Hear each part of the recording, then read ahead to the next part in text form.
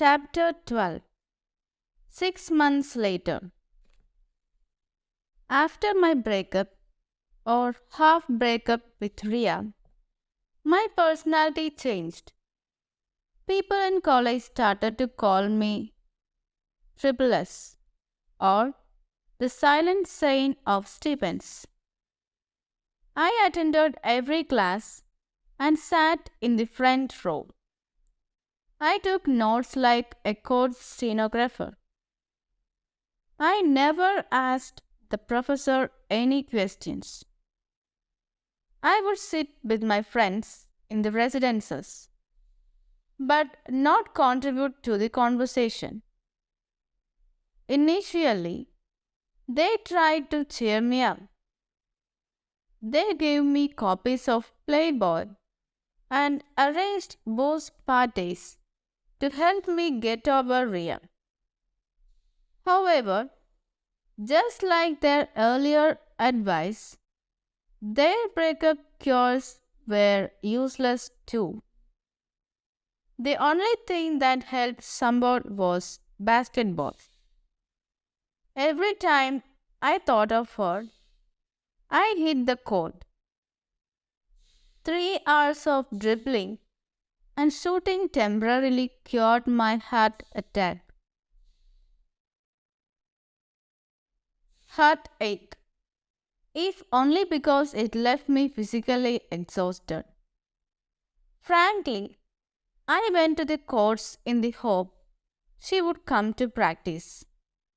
She never did. Perhaps her father had built her a court in the backyard of 100 Oransab Road. Sometimes I lurked in the college corridors, waiting for her class to end. I stood far away and avoided eye contact.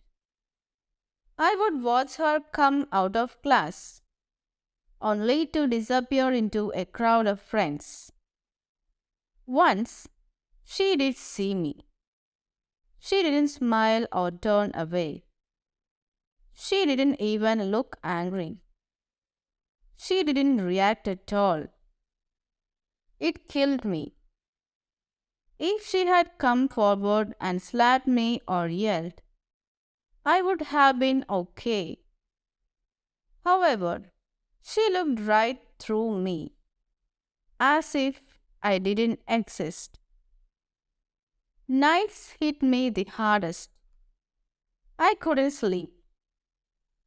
I lay on the same bed where I had messed it up with her.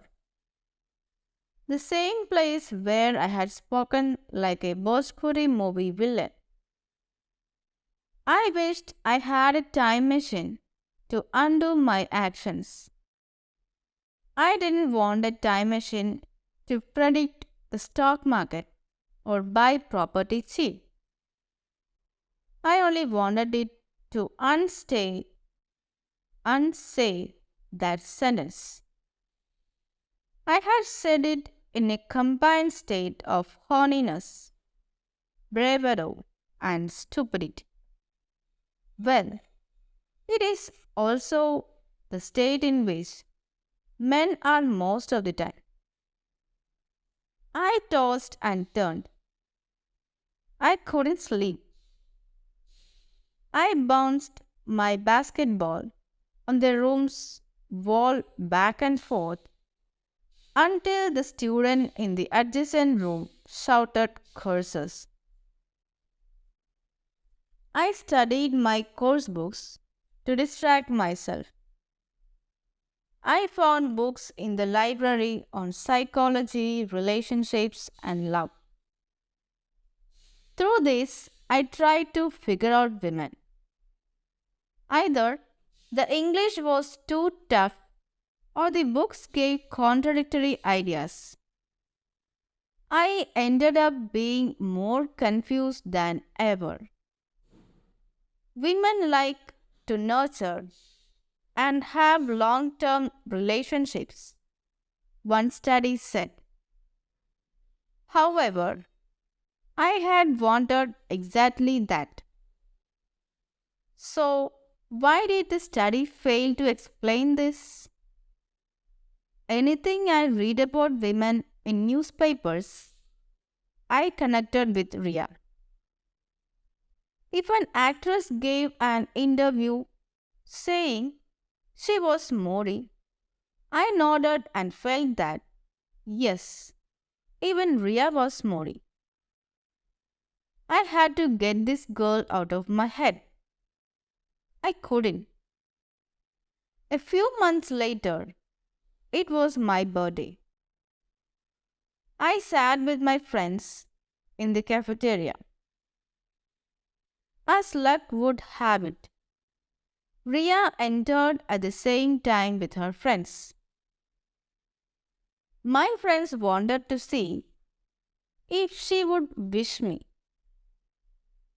They started singing, "Happy birthday to you, mother," even as I cut a mince cutlet. The girls noticed but ignored us. Ria didn't even flinch. My heart crumbled like the mince cutlet. "You are lucky. It's best such as insensitive girl is out of your life," Raman said. One afternoon, after college ended, I was sitting outside on the main lawn. Students turned their gaze to the main gate as a car entered the college. It was a beautiful car. It looked expensive even from 20 meters away. It's a Bentley. Cost over 2 crores. A boy sitting close to me told his friend. A young man stepped out of the car. He wore shades. He walked as if he owned the college. Ria Somani emerged from the main building and walked towards the Bentley. I stood up and walked towards the driveway. I ensured I could not be seen, not that anyone was interested in me. The man's face seemed familiar. Ria went up to him. They hugged. I noticed the man was an inch shorter than Ria. Rohan Chandar. The name popped into my head. What's this asshole doing here? It's amazing how quickly the mind switches from figuring out a situation to commenting on it. I had no idea why Rohan had come to college. Maybe he wanted to buy the building and turn it into a hotel. Well, that seemed unlikely as he didn't enter the building. Both of them got into the Bentley and it drove off with Ria's BMW tailing Rohan's car. The students in the lawns released collective ohs and ahs. "I also want a loaded boyfriend," I heard a girl near me say. "Is he her boyfriend?" I asked her. I shouldn't have, but I did. Like I'd proved earlier, my impulse control is rather weak. "How do I know?" she said and walked away. I could still smell the burning fumes from Rohan's Bentley lawn after he had left. Or maybe it was my burning insides. I had to talk to Ria. I decided to do it during Harmony, the annual cultural festival of St. Stephen's. It would be my final attempt to rescue our friendship. The festival had various cultural competitions such as choreography, music, debates, and treasure hunts. Students, including the day skies, stayed in the college until late at night. Ria had already won the music competition in the solo English vocals category. She was also taking part in Western choreography. I took my place in the audience early, sitting in the front row, facing the makeshift choreography stage on the front lawns. Boys from all over Delhi University had gate crashed. They sat at the right vantage points to ogle at the St. Stephen's chicks. Some of these boys resembled men back home. They spoke loudly in Hindi. They whistled every time a pretty girl came on stage. Stephanians, of course, hated all this. We were way too dignified to express our luxurious feelings in such a public manner. We ogled nonetheless, but in a dignified way. A dozen girls wearing pink ties and silver grey tops came on stage. Ria, the tallest amongst them and the easiest to spot, stood in the center. Stage lights changed colors. A commentator spoke in a husky, self-important voice. He spoke about evolution and how all life emanates from nature. It is stuff that sounds profound when you hear it, but is total bullshit when you look back and think about it. Ria's lean frame, athletic body, and stunning looks meant most men had their eyes on her. Of course, another girl with a massive bust had her own set of fans. As the commentator spoke his lines in a sexy voice, I rehearsed mine in my head. Ria, I think people deserve a second chance. Ria did cartwheels on stage with incredible grace. The crowd burst into applause as she did a perfect cartwheel. Inside my chest, my heart did the same. Ria, not a day passes when I don't think of you, I said to myself. I deleted it from my mental shortlist. It sounded too keen.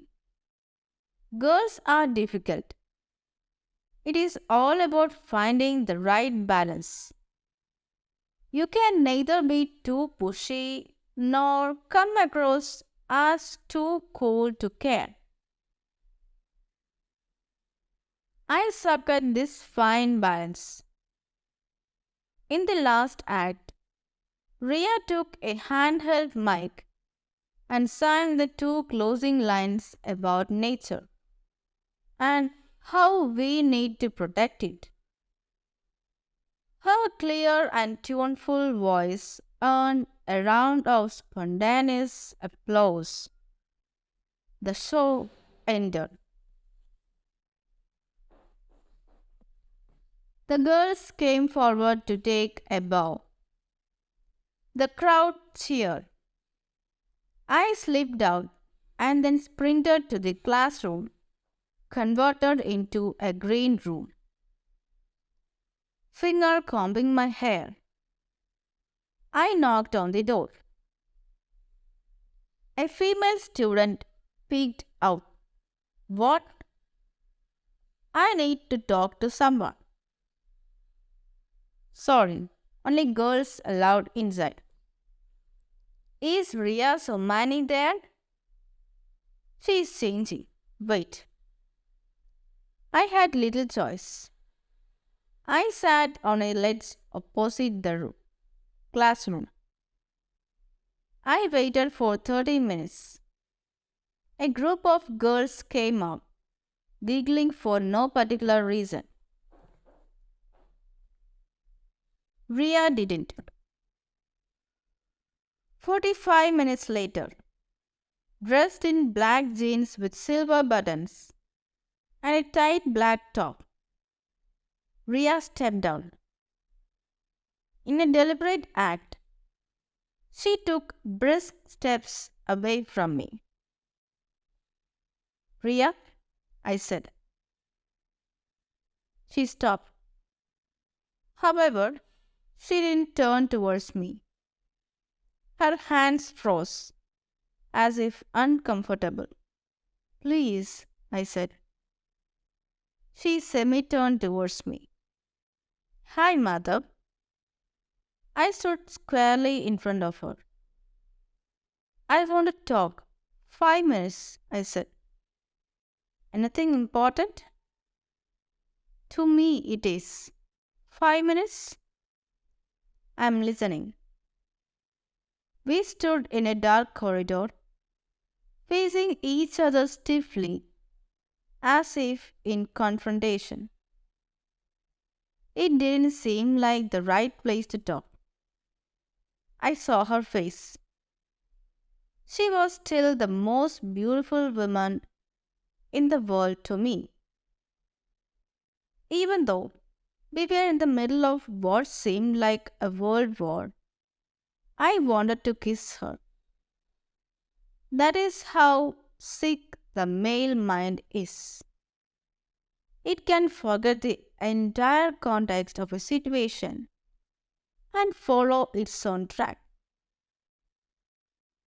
I said, I'm listening, she said. I flushed out the sick thoughts from my mind. Not here, somewhere private?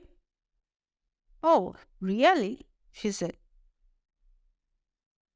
I realized it had come out all wrong.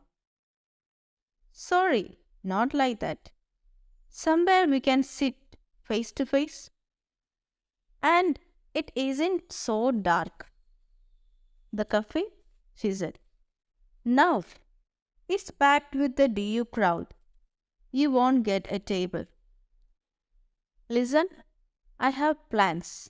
I have to go, she said. Okay, the cafe then, fine. We walked to the cafe. As expected, lines to enter extended all the way outside. It is crowded. Is it okay if we talk in my car? She said. I looked at her. She seemed to have calmed down a little. Yeah, the driver will be there, right? I sent him away. Actually, let's go to the car. I need to give you something too.